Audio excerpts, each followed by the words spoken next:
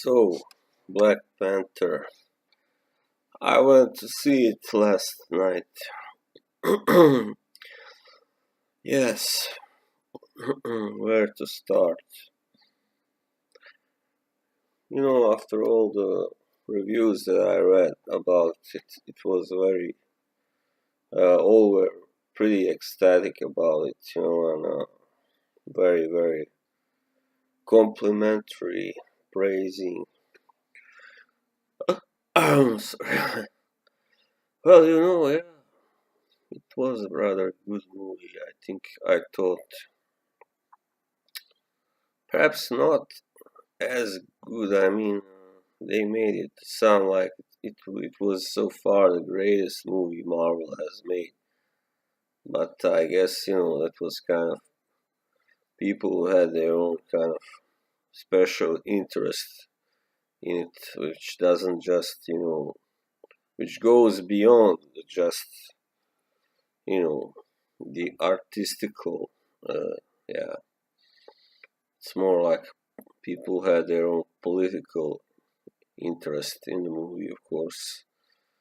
And I can understand that, of course. It's the first Marvel movie with almost all black cast, and you know, where almost all heroes are African. So yeah, it's a very special, of course, thing when you have had all the black heroes, or so far Marvel heroes have been more like sidekicks, like Falcon, for instance, and and James Rhodes, aka War Machine, also. So there are still that more black hero characters that Marvel has made that can be brought to screen, of course. But the problem is that Luke Cage has been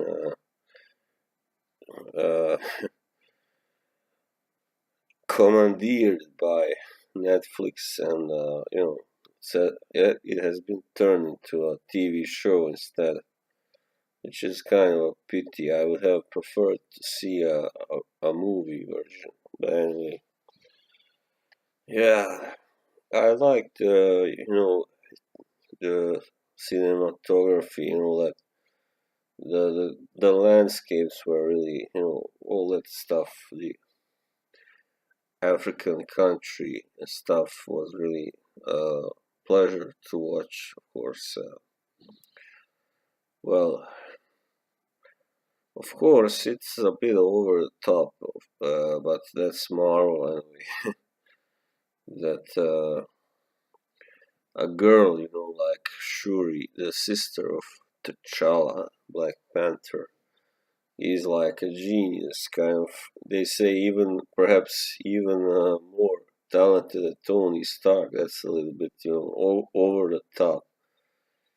Yeah, but anyway,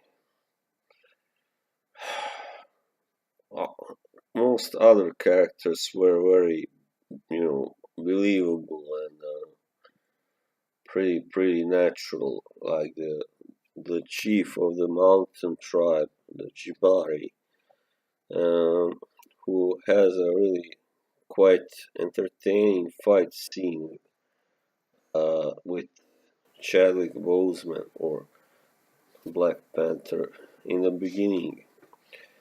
I have always liked this kind of tribal, ancient kind of culture themed movies, like for instance Conan Barbarian, and such movies about Native Americans also. But this is the first, perhaps, uh, such movie that it takes place in Africa that I have seen anyway. Because the older movies about Africa were mostly political, like South Africa and all that. Yeah. So Mr. Johnson also about the Nigerian has various kinds of problems. It's also about colonialism, of course, and this movie also has this as a side theme of.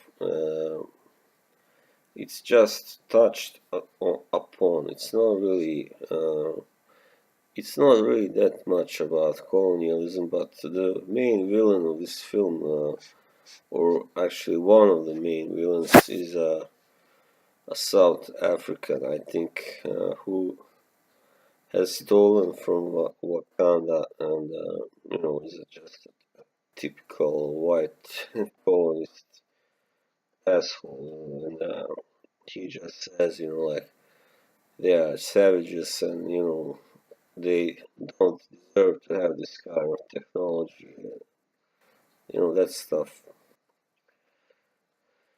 Yeah, and well, actors, I liked the performance of both Chadwick and Michael B. Jordan, who plays this character, which is pretty, he's not a traditional kind of villain. He's more like a kind of guy who was a victim, of T'Chaka, the father of T'Challa, who was his father, and just left him behind in America when he was a child. And of course, he grows up to hate him and his descendants, and he is the main villain. But he's not just a villain, and in the end, he chooses, even though T'Challa offers to spare his life, he chooses. So he is kind of an honorable, even though twisted character, Killmonger. Yeah. So the action sequences were very, of course. I think the only downside was that there wasn't enough exciting, adventure here. It was mostly that they went to South Korea and then chasing Claw, Andy Circus, and that was pretty much it. So it's more about, well, it's the first movie anyway. I suspect there will be more after this. Of course, at least two more. So the first movie usually doesn't really take off in terms of adventure, and action. It's like with the X-Men, and sort of also perhaps with Iron Man. Anyway, and the Avengers as well. It's more like a static, action movie. They don't travel that much.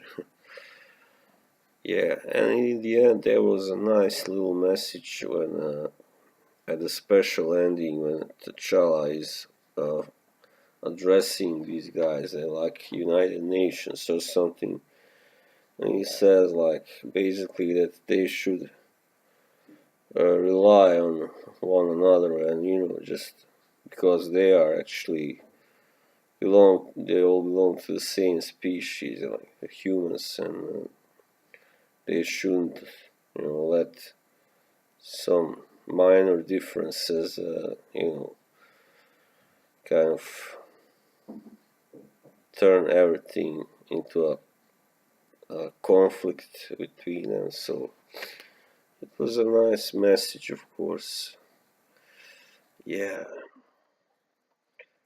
actually, what I don't like, I read this article from some writer. I forgot his name, from USA, and he was really, he turned this all into a really big, political issue. And I understand that it is a sensitive issue, but I think it kind of takes away from the feeling that this movie actually generates. It's a good feeling, and It's not like just a movie that says, "Oh, we the evil white man. He just they all hate us and we hate them and blah blah blah, and they killed us, ruined us, and of course there is some of that, but in the end, Everett Ross, he's one of the good guys also in the movie, and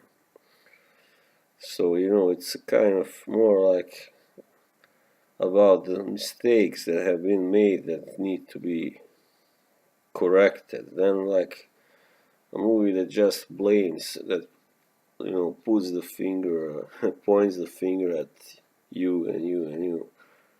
A whole, it doesn't give a whole kind of collective blame to all the white people, and all the Western people.